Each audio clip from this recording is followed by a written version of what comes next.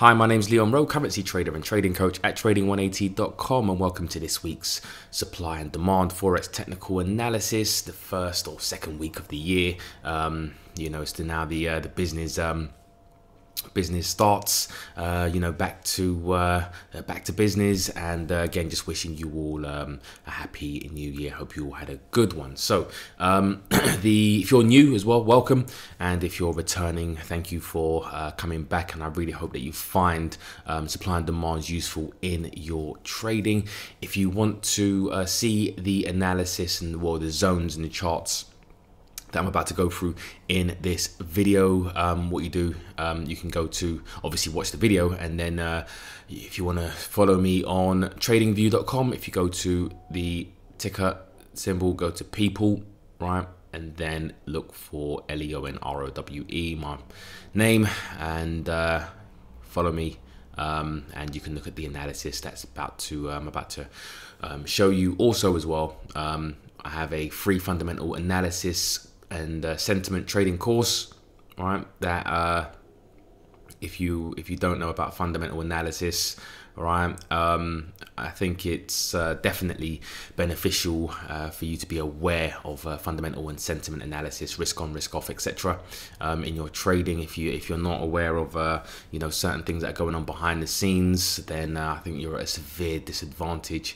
And definitely check this out. Link is in the description box below. If you click on the fundamental analysis spreadsheet as well, it gives you my bias, obviously applying the fundamental analysis that I'm in the videos, and why you'll understand why I'm bullish, neutral, slight bearish, etc. on these currency pairs, and it makes it a lot easier from a fundamental perspective in order to choose the right pairs and which pairs you think should be ranging or trending. Right. This does not include risk sentiment. So, for example, the Japanese yen and the Swiss franc will benefit from a risk off scenario. So, risk off is when there is a lot of uncertainty or turmoil in the market, which there seems to be at the moment, and we'll go through that. You'll see that the yen has been strengthening, and not so much the Swiss franc against some pairs, but the Japanese yen has definitely been a beneficiary of some risk off sentiment. Again, this is just because I'm bearish on the Japanese yen from a fundamental perspective. This doesn't, like I said, take into account risk off and risk on sentiment. When risk is on, right, when everything is all good and traders are looking to, I guess, take more risks in the market and looking for a higher return and yield, then money will be flowing out of the Japanese yen for sure and into the US dollar and maybe some other commodity currencies like the Australian dollar and the New Zealand dollar with a higher interest rate. So again, you can check that out. So let's get into this week's technical analysis, and as we always do every week, we start off on the Dow Jones Dollar Index. Now, this is the chart from the Tradingview profile. So if you go to, again, just the Tradingview profile, where is it again, here, and you just click on the Dow Jones Dollar Index right here, and it'll bring up the analysis, well, the chart analysis right here as well. So this is what this looks like, just basically full screen. So from the last time we looked at the charts, which was, last time I did the update was 21st of December, we did come down into this green zone, which is what I would call the demand zone first. This is what you're always looking for, is demand and supply zones, and then trying to trade within those supply and demand zones, right? So prices did come down into the green area at the time. Again, I'm bullish on the dollar, right? And then we got obviously these purple zones, which is horizontal support and resistance, diagonal support and resistance, which is basically just trend lines, and also as well we use dynamic support and resistance, which is moving averages, right? And if you want to know a bit more about how to apply those within the supply and demand zones, as well as why we we do. There is, of course, and the link is in the description box below, and I'll put it up top. And it is basically talking about the supply and demand order flow equation, and willing and forced supply and demand in areas of supply and demand from a technical analysis perspective, and how to really understand why there should be more demand at a level or supply at a level from a technical analysis perspective. Anyways, getting back to the Dow Jones Dollar Index, which is a measure of dollar strength against the major currencies like the pound, yen, and the euro. We do press play. What we had was, at the time, obviously we were down here. We did have several bounces, right? And we got in as well around here, and not necessarily on the Dow Jones Dollar Index, but we would use this if we're bullish on the Dow Jones Dollar Index. You want to be looking for buy trades on the dollar pair, dollar currencies, correlated currencies like the dollar yen, dollar Swiss, dollar CAD, etc. So right now we've actually broken through this horizontal and diagonal, support within this demand zone, and now we're looking at this area of support within horizontal support. So you've got resistance, got a bit of resistance there, bit of support, and then we're down into the bottom end of this demand zone. So hopefully, if this starts to turn around, then you want to look for buy trades on the dollar, as you know that dollar strength is coming into the market. So let's have a look at what we can probably do to update this chart as well. So this is coming off, and I got rid of the horizontal one. So we've got another demand zone just below it as well, and we've got another level of resistance, support, resistance, support as well. So if prices come down, if prices don't react here from a dollar perspective, I'm quite bullish on the dollar at the moment.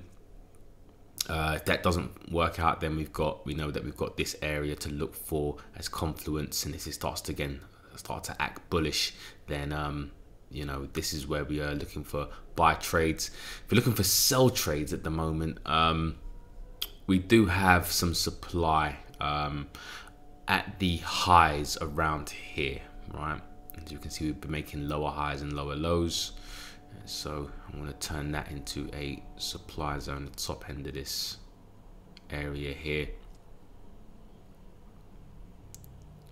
And I'll put the updates if necessary and if needed on the Tradingview charts. So this is where we've had lower highs and lower lows. So I think this zone, if we zoom out, we did react from this area here, this supply zone here. So there's probably some profit taking for the whole year on a dollar index. If you're looking at the whole of 2018, this was the low and this was pretty much the high.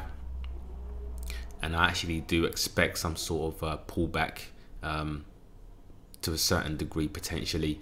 It doesn't mean that, just because we're pulling back that the dollar is weak per se. It's just there's probably maybe some profit taking going on around this level if we're looking at, again, from the 2018 lows to the 2018 highs, and obviously first week of 2019 we could get some buying opportunities around here, or even some selling opportunities around here. So if you do think that there is going to be some selling opportunities, probably wait for price to come back up into this supply zone, and again look for sell opportunities on any of the dollar related or dollar forex pairs, right? So with that in mind, let's move on to the dollar yen. Now the dollar yen, again, going back to some fundamental and sentiment analysis, this week we did have some risk off sentiment coming to the market, and it's probably going to be likely that we're going to be in a risk off environment. Overall doesn't mean that there aren't going to be periods of potential risk on and profit taking, but overall from a global growth scenario, right, there's some concerns that are going on in the world, and like I said, the Japanese yen tends to benefit from worries and concerns within the financial markets. So I think it was the 3rd of January, so it was the 3rd of January. A report came out, I think it was Apple. I think their price earnings, they downgraded their price earnings, or their earnings, and kind of shook the markets. I think it was the first time they did it in 12 years, revised their earnings lower. Obviously with Apple being one of the biggest companies in the world, and their earnings, I think it was something like 12 billion or something like that, they expect to lose or not necessarily make this this quarter. Global markets were kind of shook, and again, there's a lot of things going on. Brexit, Italy budget is still there, hovering around. You've got China global growth as well. Say China global growth, but Chinese growth, which affects the global economy because it is basically the world's engine, and it seems to be contracting over the past quarter or two, and there are definitely concerns. Stock markets falling as well, so Japanese yen will probably benefit from a risk-off perspective, right? And you saw obviously the spike that we had here, which was, in my guess, produced by probably some algos, right? So it's a bit of a strange one as well. These don't necessarily happen all the time, these flash crashes, but from a demand and supply perspective, drawing them, and let me go to the dollar yen. Prices did come down into this this demand zone here, and now we have, prices kind of got drawn all the way back up. So where do we stand now? Well, if you want to be a buyer of the dollar, right, my best guess is really to wait for prices to kind of come back down into the lower end of this demand zone, as this is where the bargain is, and this is where it's proven to be buying. Whether this was real buying, or just the algorithms taking profit, we have no idea. But obviously there was some sort of demand here, right, at this level, and if I'm going to be a buyer, it's a couple of hundred pips, at least a few hundred pips. So we're at 108 and a half, 105 and a half, so that's about 300 pips you might have to wait before looking to take a buy trade on here. The other alternative to that would be if we get something like this, where prices do create a demand zone. So if prices then pull back slightly, right, and then create a higher high, then what you're looking for is prices to come back down into this demand zone, which would have been created right here. And you can, if you don't understand what I'm talking about, then you can watch my supply and demand candlestick course.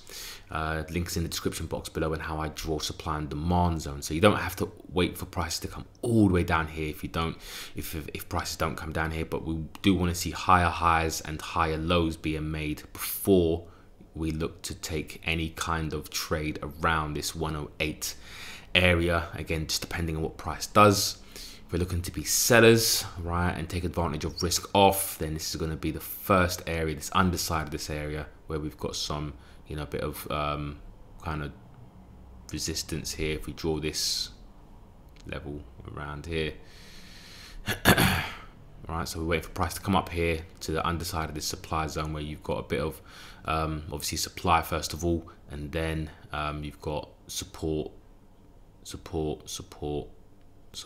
well, some resistance here. So to the supply and demand equation, you're going to have traders taking profit, entering new trades, right, and then this is where you're looking to get short if you believe that this is obviously value for the Japanese yen. So buying, you've been looking for price to create a demand zone, or for prices to come all the way down here before looking at being a buyer. Moving on to the dollar Swiss. Now the dollar Swiss, since we last updated it, which was this, I updated this on the 2nd of January. You can press play. Right, so we basically pulled back a couple of days, right?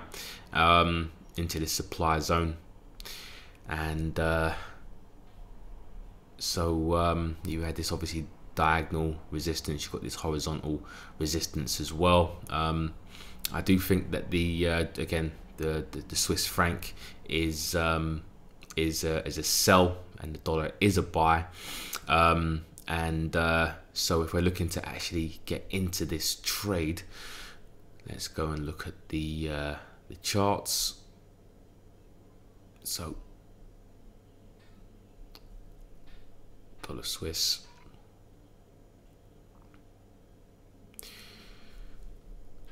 for a sell trade, you might want to look for selling now. All right, we've put in you know, this kind of doji candle. If that's your entry to try and get short, that would be where you're looking to get short probably right now. If you're looking to get long, on the other hand, it's a bit of a difficult one. There is some demand here, but not the demand that I would typically draw a daily demand zone on, right? So what I'm looking for, if you want to be a buyer, what you should be looking for is basically a positive candle above here, right above this candlestick high. Then that would turn this area here into an area of demand, and then what you're waiting for is a pullback into this area before looking to get long. Other than that, if that doesn't occur, then you have to pretty much wait for prices to come all the way down here, or in the meantime, as we've got quite a lot of pips, again the same thing, prices come down to maybe a zone around here and then create higher highs, higher lows. Then we're waiting for price to come back down into an area of demand. So the area of demand would be probably right here, higher lows, or it would be at this area right here. Right, so those are your two areas where you'd be looking for buy trades there or buy trades around there. As we know that higher highs and higher lows, or higher lows in particular, are strong areas, potentially strong areas of demand, right? And lower highs are typically strong areas, potentially strong areas of supply. But in this situation, this is what we'd be waiting for. If we don't get anything like that, again, we'd be waiting for prices to really come down to the lower end before looking to get long. Just as a tip as well, the Swiss National Bank, you can look this up, they still think that the Swiss franc is very highly valued, and if they want inflation to come into they want to basically stimulate inflation, then they want a weaker Swiss franc, and they have signaled that they will, if necessary, intervene in the currency markets. And intervening basically means that they will try to make their Swiss franc cheaper, right?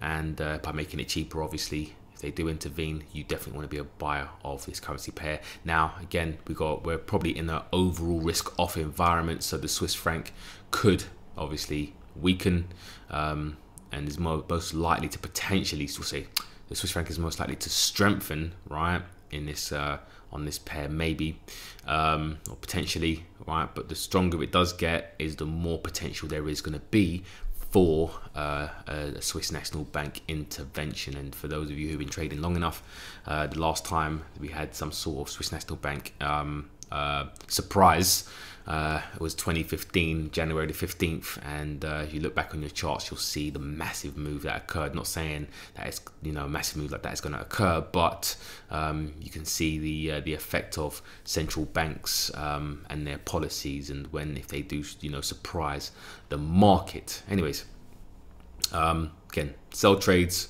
probably right now, slightly higher. Buy trades not yet. Wait for higher highs and a higher low to occur, and then price to pull back into any of those zones before looking to get long. So that was the dollar Swiss, and sorry, going to the now dollar CAD. Dollar CAD, we have this area here where prices did, so last time I updated the charts, did react off of this long-term supply zone, and we've obviously been selling off, and since that's happened, you know, prices are where we are. I did update this on the 4th of Jan. What's today, the 6th of January? Yeah, 6th of January. So I updated this on Friday. So again, if you go to the charts and go to dollar CAD, we can see we did actually sell off on this currency pair a bit further, coming down to this demand zone. So we have horizontal resistance and support going on. I think in this area we've definitely got resistance. For some reason the data isn't loading. Yeah, so if you scroll back a little bit, right, so within this demand zone you've got support, resistance, bit of resistance here. So if you're looking to buy the US dollar, this is where your first buy is. And again, we do have the confluence of diagonal support as well. You can look at, you know, dynamic, which I tend to do. So the 21, 50, 100 and 200 simple moving averages and exponential moving averages. Let's look at the 100 and 200 EMAs all the way down here. So it's most likely you're going to see the 21 and the 50 interact.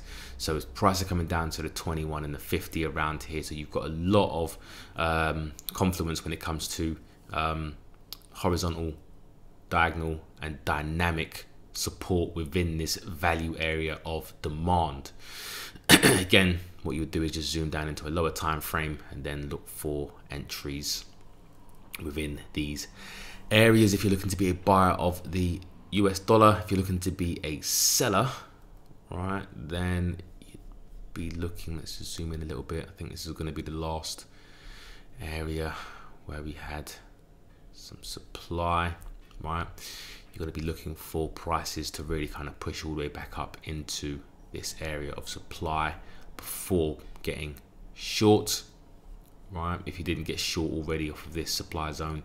And again, if you zoom back, you know, this was an area of long-term support. We had a bit of support, resistance. So the bottom end of that long-term supply zone was an area of interest, right? Whether you want to be a buyer of the Canadian dollar with oil prices falling, again, was you know, up to you, but it wasn't necessarily the best trade in the world to take. If you're looking to buy the dollar, which I am, just wait for a pullback into an area like now. And again, doesn't mean that you should definitely start entering, you know, right now, depending on obviously your entry, and it depends on obviously what's happening with oil in the Canadian dollar. So at the moment, this is a nice area where I do want to look to be a buyer, but again, we'll see what happens and what comes of price action, because we could just see prices continue to sell off on the dollar, right, and then maybe come all the way down here, etc. So just be aware that this is not, again, buy or sell signals. This is just areas of interest that you should be looking at if you do your fundamental and sentiment analysis. So again, now moving on to the New Zealand dollar, US dollar. So New Zealand dollar, US dollar. Last time we updated the chart was the 2nd of January, right? And since that has happened, we did bounce off a spike through this this demand zone where we had some horizontal support and diagonal support as well. You can see, and again, I think that was some sort of spillover from the flash crash on that day on the 3rd, and we've kind of bounced a bit higher into this supply zone, right? So going back to New Zealand dollar, right, this is where we find ourselves now, and now is a decent time to short. If you get the, you know, your price action, you also into obviously this resistance, horizontal resistance. You've got diagonal resistance. You've also got the 50 EMAs and SMAs, as well as the 21s crossing over. So you've got dynamic resistance above. So if you are looking to buy the dollar, which I am now, or just further up, again, just depending on obviously what happens with price, you know, is going to be a decent buy. Sorry, buy for the dollar. for the New Zealand dollar, right? This is a bit of a, again, unusual one. We did spike through and come back up. So what I'm going to do is I'm going to extend this zone down to here, because there is demand at this area, right? So I'm gonna, it's quite, like I said, it's quite an unusual one, but I will extend it down. And if prices do start to come down here and you want to be a buyer within this area, right? Again, you've got your horizontal, you've got your diagonal as well. You might have the 100 and the 200. Let's have a look. Now they're also above price as well. But if you do want to be a buyer of the New Zealand dollar against the US dollar, then this is going to be the first area that you'll be looking to get long. Yeah, I think that's decent. If not, then you'll be looking at this area right here. So moving on to the pound dollar. And the pound dollar did come up into this area here, and again we sold off. I was looking at this trade here, but obviously I wasn't around. But I wasn't around during the 31st of December to take advantage of this trade. And as you can see, prices did sell off right to the bottom of the range, and then we've had a bit of a pullback. Now I'm still looking to get short on the on this currency pair. So we go to the charts. Right, I personally am looking at this area here and maybe just above it as well, areas around here, to try to look for any kind of short trades. Again, the pound being there is rumors that, you know, it could obviously rally, and this could be a potential short squeeze, meaning that there's a lot of traders who are going short on this currency pair.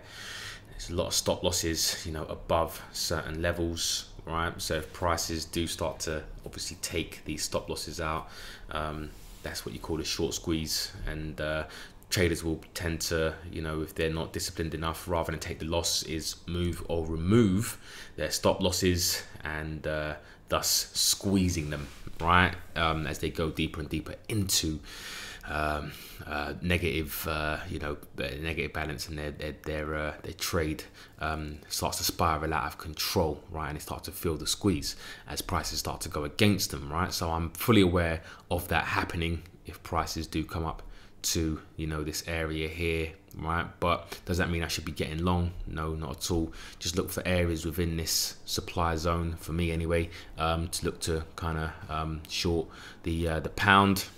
And this is really because, again, Brexit, a lot of uncertainty going on in, you know, in the lead up to, was it March? Can't remember the specific date now, but it's gone from my head. But until that time, and really what's going on politically with Theresa May, etc. Will she survive? And what kind of deal will we, and I say we, anyone who's living in the UK, get? Then when it comes to this Brexit, then I'll continue to short this currency pair. If you are looking to be a buyer, then there was a longer term demand zone, which prices did, you know, bounce from, right? There was one here, right? There was a demand zone there, right, which obviously price came into, but as we've touched the one below, I'll get rid of that.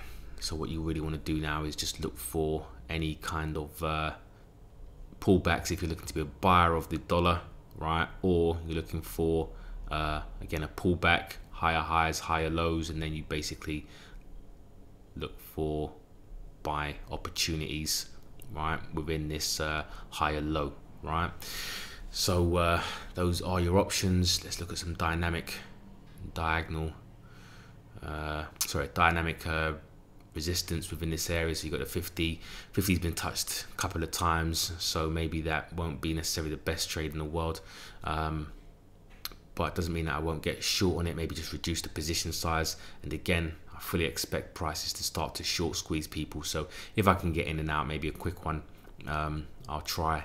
And probably further up here where you've probably got the the longer term, the 100 and 200 is where I'll probably look, you know, maybe to trade normal position sizes around here, just managing risk. So that's the pound dollar analysis. Let's go on to the pound yen. Now the pound yen, again, I updated this on the 2nd of January. If we go forward a little bit, yeah, I think it was just after I updated this, we had the flash crash, and then again we see, you know, prices really kind of come down to this demand zone right here, yeah, and then it's kind of bounced off of that. Yeah, so again, being a buyer, right? Go to the charts and let's zoom in a little bit. Why isn't it on there? That's a strange one. Let's have a quick look. When did I put this? Why is it? It's gone further than that. It's gone down to 132, 131. Well, I don't know why it's still staying at 136. But anyways, it took out, obviously took out that demand zone, right? So the next demand zone is going to be right here. So again, even though we do have demand, right, from, you know, prices going down and prices going up, this is highly unusual, and I wouldn't necessarily be putting a demand zone, you know, the way that I draw demand anyway. That is a demand zone there, but I don't want to start putting those types of demand zones on the chart. But just be aware that if prices do come down to this area, right, prices do come down to this area here, then you may want to, you know, start looking for potential buy opportunities if you think that the pound is going to, you know, get stronger than the Japanese yen. But like I've mentioned before previously, you know, you've got Brexit going on. I can't see really the pound strengthening against the yen. You've got risk-off environment, a lot of global uncertainty going on, and money fleeing into safe haven assets.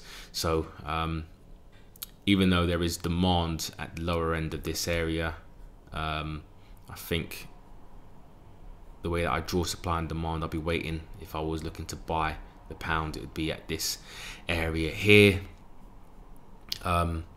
Selling this pair, which would probably be more of the smarter thing to do. What you're doing is you're waiting for prices to really come back up to this area here before looking to get short. If they don't, you might be looking for just lower highs and lower lows, right? And then look for price to come back up into this area of supply, right, before looking to again get short. So yeah, that's about it for that currency pair. Moving on to the euro dollar and the euro dollar.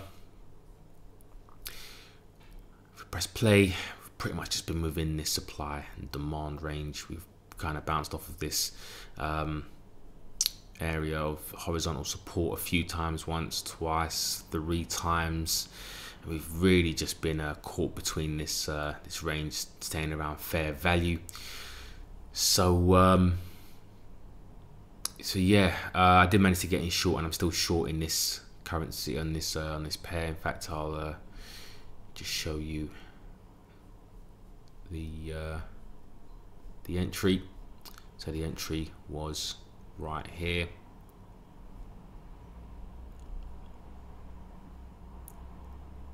Nice entry candle, stop just above the high, not too much, right? And anyone who's followed me, oh, done the wrong way around. Anyone who's followed me for any kind of length of time will know that I use 2 positions. First one will always go for a 1-to-1. The second one I just let run to the lows of the range. So at the moment now, this is a free trade, or just a break-even trade if prices do come back and stop me out. I've already reached my 1-to-1 in the first position, so I can't lose anything. Stop above the high. Now second position, I'm trying to let it run down to around this area here, which represents a nice 2.5 to 1 if we can try and get down there, which I think we can. And especially now that this area has been touched a few times, so once, twice, and the more times the level is touched, the weaker it becomes. So I think if prices do come down here, we should break it, and I should want to, I should hit potential targets, but again, we never know.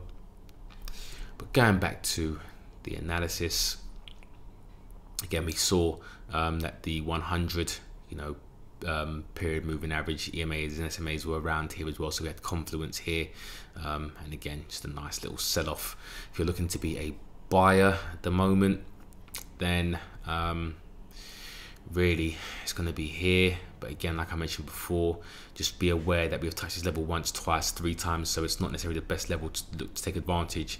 Probably down at the absolute lows is going to be where you should probably look to take advantage of maybe any buying or buy orders that come into the market from traders like myself, taking profit around here. And if I went short around here, I have to press buy to exit that trade.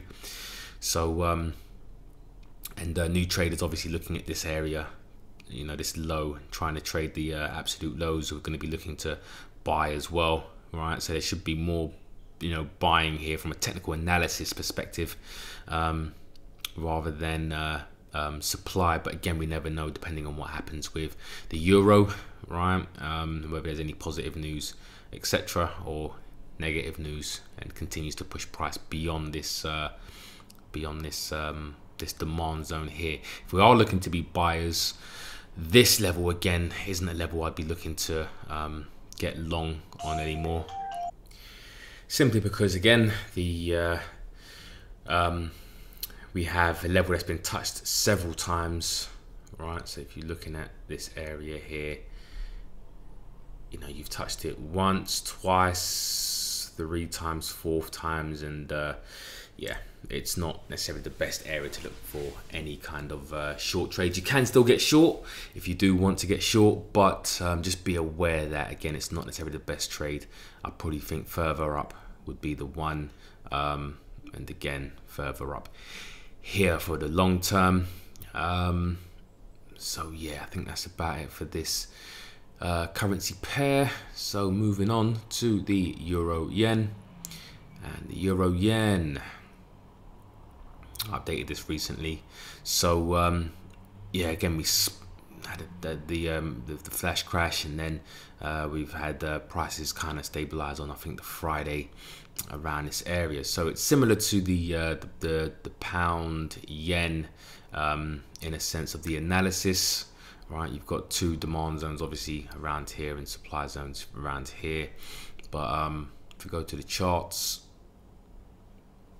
euro yen, again, what you're looking for is either prices to come all the way up here before looking for a sell trade. If you're looking for buy trades, then what you'd need to see is probably higher highs and higher lows being made, right, before looking at that being obviously a demand zone, and then looking to be a buyer around any of these zones. Or you'd be looking for prices to kind of come lower,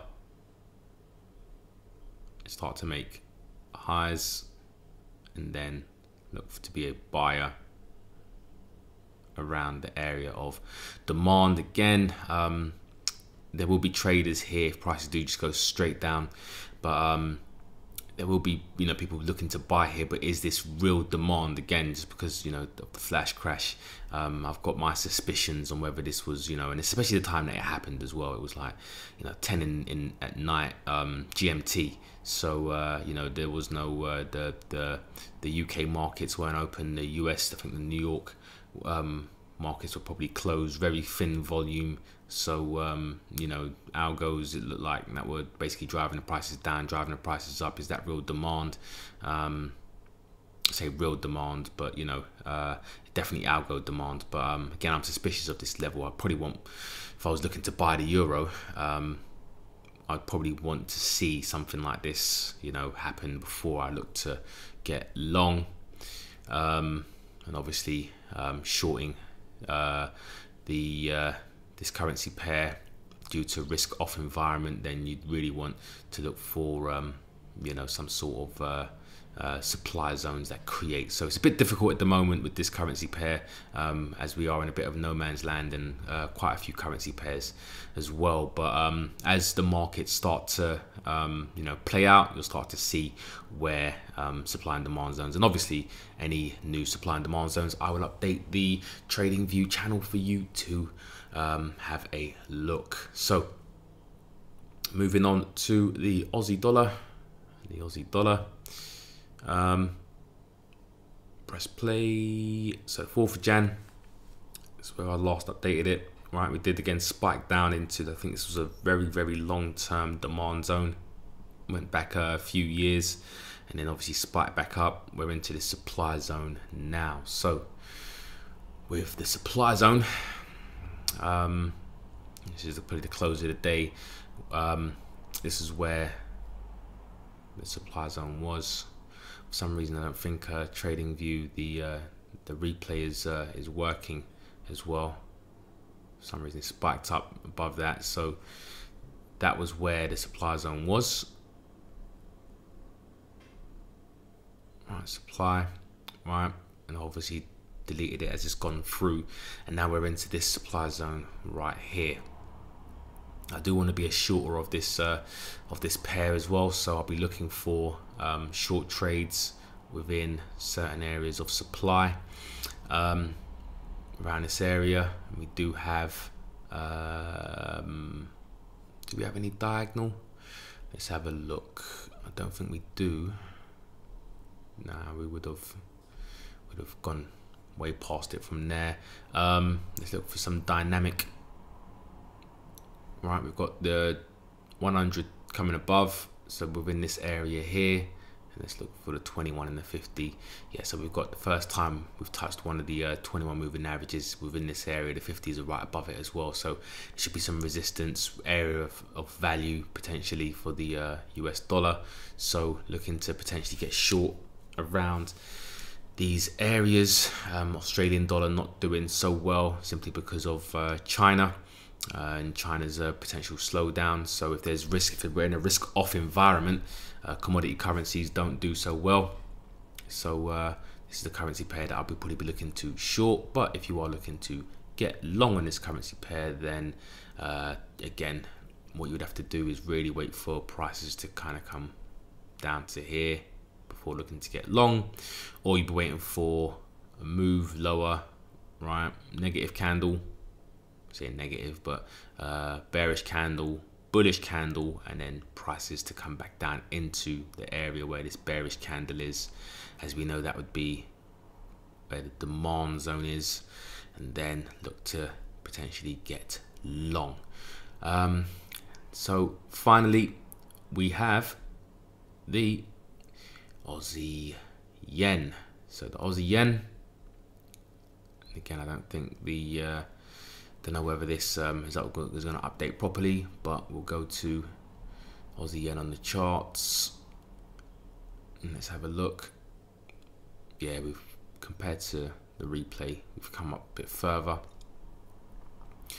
So again, risk off environment. You have to ask yourself why you want to be a buyer of the Australian dollar, or do you? All right, so you got the first supply area where you want to be looking to buy the Japanese yen. If you're looking to buy the Australian dollar, again, either prices to come down to the lows, or you're waiting for bearish candle, bullish candle, and then start looking for buy trades around the area, you know, higher lows being potentially strong areas of demand. And again, any major updates on these charts, I will put them on the Tradingview channel. So with that being said, that we come to the end of the analysis for this week. If you have any comments, any information that you want me to cover, right, any questions, anything, just leave them in the description box below and I'll try to get back to you and give my best opinion. So don't forget to like, subscribe and share also if you like this analysis.